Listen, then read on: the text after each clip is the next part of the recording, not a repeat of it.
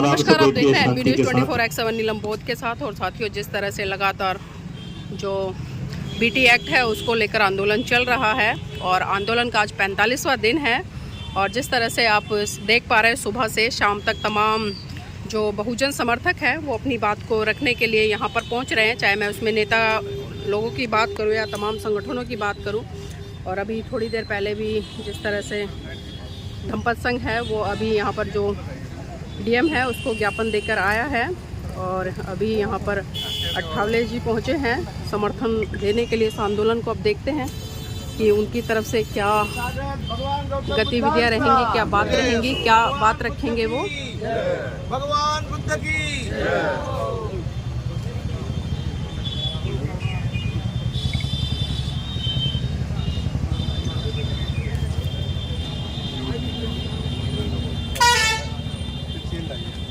थोड़ा बढ़िया मंत्री जी आए दो भैया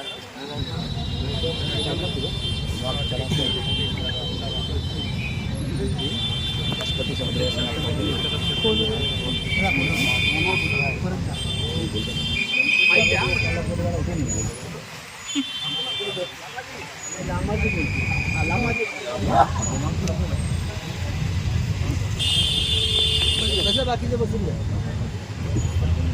जी थोड़ा रिपोर्टरलो प्रस्तुत रही जी भिक्षु संघ उपासक उपासिकाएं आज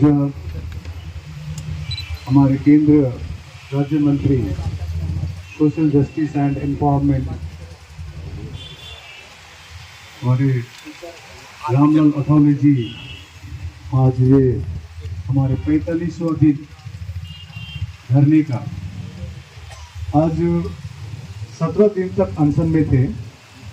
हम लोग महाबोधि महाविहार के सामने थे, लेकिन इतनी अच्छी बात हुई थी 17 दिन में होम सेक्रेटरी अनिमेश पांडे जी ने हम लोग पटना में मीटिंग की थी, क्योंकि हम लोग सोच रखे थे दो बड़ी बड़ी रैली की, शांति रैली, एक बोध गया में एक पटना में 26 नवंबर 2023 में, फिर 17 सितंबर 2024 में काफ़ी सारा ज्ञापन दे चुके हैं। विशेष करके इससे पूर्व भी भंते सुरेश देसाई की अगुवाई में आंदोलन हुई थी 1992 में, मंत्री जी को मालूम होगा। हमारी एक ही मांग है, जिस प्रकार से मुसलमानों की मस्जिद में मुसलमान ही कमेटी में रहते हैं, गिरजाघर में हमारे क्रिश्चियन भाई रहते हैं, हिंदुओं के मंदिर में हमारे हिंदू भाई रहते हैं,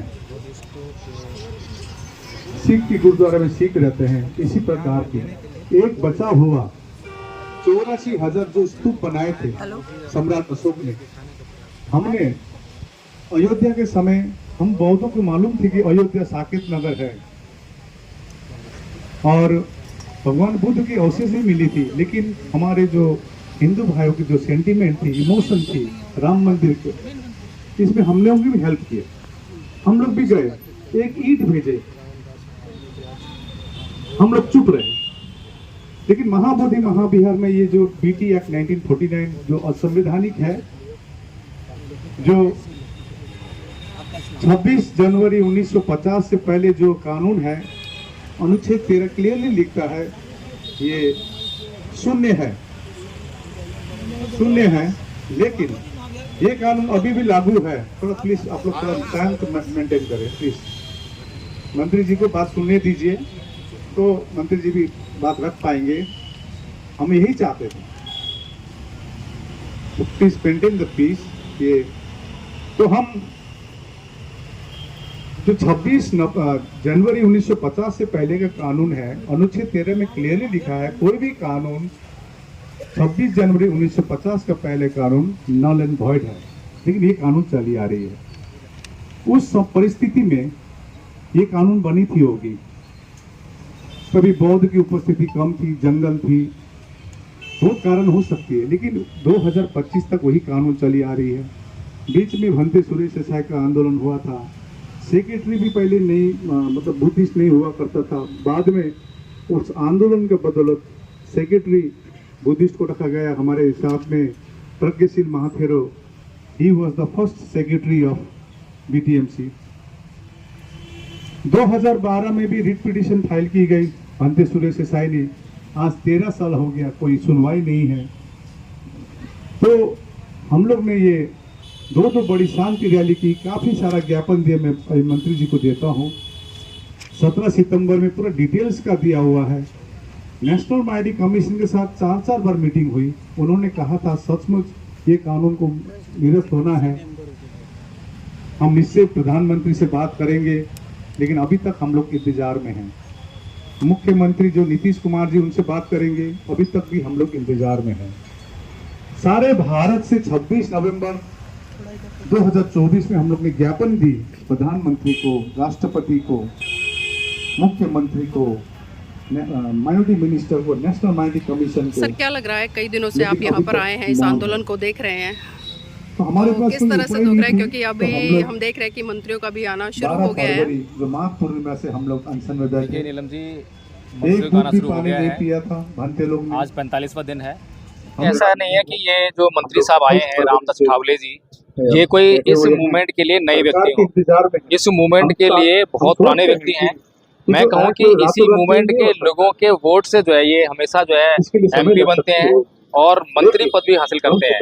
और अभी जिस राजनीतिक पार्टी के अंतर्गत, ये सत्ताधारी दल के अंतर्गत जो ये मंत्री हैं, वही सत्ताधारी दल जो है उस जगह पर क्या काम कर रहा है, इनसे छुपा हुआ नहीं है।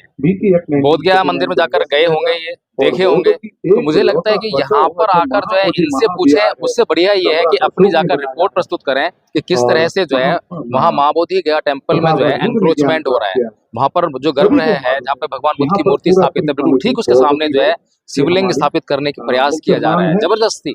उसके बाहर आते हैं तो वहाँ पर जो सनातन धर्म का जो पूरा का पूरा प्रांगण बना रखा है, जिसमें 5 पांडवों का जिक्र किया गया है, जिसमें 8 मूर्तियां हैं और जो सारी मूर्तियां जो है बुद्ध की मूर्तियां हैं। उसके अलावा जो है साइड में जो है गणेश की मूर्ति वहाँ पे विराजमान की गई है। इस तरह से जो है इनके लिए कोई नई बात नहीं है। यहाँ पर आकर जो है क्या पूछना चाहते हैं मुझे समझ में नहीं आ रहा है। अभी देखेंगे क्या बोलते हैं। ज्ञापन देके आए हो DM को? जी, मैं भी ज्ञापन देकर आया हूँ और मैंने अपने ज्ञापन में जो है ये जो ज्ञापन है, और मैंने अपने ज्ञापन में सरकार से यही पूछा है कि सरकार ने अगर इस BT एक्ट के माध्यम से अपने ऊपर कोई जिम्मेदारी ली थी तो उस जिम्मेदारी को कहाँ तक निभाया है, और अगर उस जिम्मेदारी को निभाने में कामयाब नहीं हुए हैं तो नैतिक जिम्मेदारी उनकी बनती है कि वो तुरंत प्रभाव से या तो अपने पदों से इस्तीफा दें या फिर इस BT एक्ट को ही रद्द कर दें। तो इसलिए आदरणीय नीलम जी, ये जो जवाबदेही जो है सरकार की तय करनी पड़ेगी। जब तक हम सरकार की जवाबदेही तय नहीं करेंगे तब तक मुझे नहीं लगता कि कुछ भी हम जो है हासिल कर पाएंगे। बहुत साधुवाद आदरणीय वकील साहब हमारे साथ जुड़ने के लिए। और देखिए, तमाम संगठन अपने अपने तरीके से DM को ज्ञापन देकर आ रहे हैं। धम्मपद संघ ने भी आज DM को ज्ञापन दिया है बोधगया में, और अभी जो मंत्री जी हैं अठावले जी यहाँ पर आए हैं। अभी देखते हैं क्या बात रखेंगे, क्या आश्वासन देंगे। अभी ज्ञापन उनको सौंपा जा रहा है धरना स्थल से सीधे।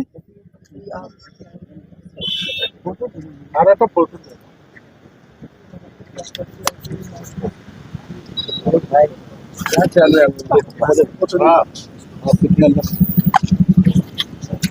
हो गया लगा?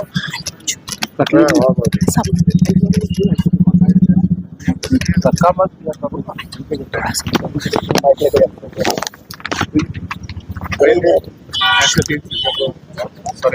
समय में अभी नया कंस्ट्रक्शन कोई नहीं था। ये जब एक्सकवेशन का टाइम का है, ऐसा एक्सकवेशन का टाइम, ये सब हम लोग नेशनल माइनॉरिटी कमीशन, लेकिन अभी एक कंस्ट्रक्शन बना दिया और यहाँ पर भगवान की मूर्ति है, उसको 5 पांडव कह रहे हैं, दिख रहे हैं 5 पांडव कह रहे हैं। लेकिन हमारा कहना क्या है, यहाँ पर शिवलिंग लगा दिए रहे। हमारा कहना क्या है,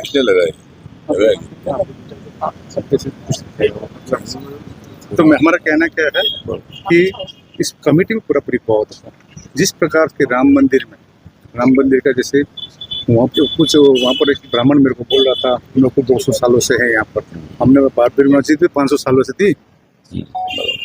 एक एमिकेबल सॉल्यूशन हुई, 5 एकड़ जमीन कहीं दी है, और अभी तो ऐसा है 2-3 सालों में पिंडदान एकदम सामने यहाँ हो जाता है। अब पिंडदान कीजिए, आपका रिस्पेक्ट कर रहे हैं हम, गया में कीजिए, तो यहाँ कर रहे हैं सब। तो यही हमारी प्रॉब्लम है। BT एक्ट तो जड़ ही है आपका BT एक्ट 1949, जिसको निरस्त किया जाए, ये हमारी मुख्य मांग है। मैं आपको जरूर दे देता हूँ। और हम लोग इस सरकार को ये चैरिटेबल ट्रस्ट का दिए हैं, मैं आपको कॉपी देता हूँ अभी। इसके बारे में पूरा लिखा है, चैरिटेबल ट्रस्ट हो, charitable trust, this is the proposal दे रहे हैं सर। ये आपको लेटर दिया।